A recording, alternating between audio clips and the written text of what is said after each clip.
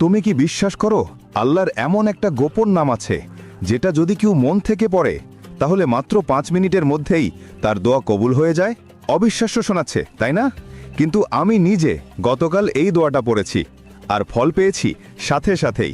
আজ আমি তোমাকে শোনাবো সেই দোয়াটা যেটা বদলে দিতে পারে তোমার পুরো জীবন ইনশাআল্লাহ।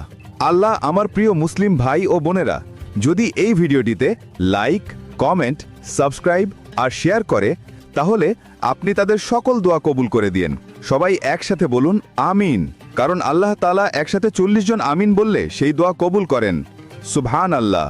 আল্লাহ তাআলার এমন এক গোপন নাম আছে যার মাধ্যমে কোনো দোয়া করলে তা কখনো ফিরিয়ে দেওয়া হয় না, যাকে ইসমে আজম বলা হয়, অর্থাৎ আল্লাহর সর্বশ্রেষ্ঠ নাম।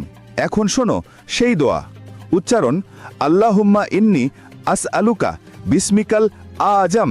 এই দোয়াটি আসরের নামাজের পর 11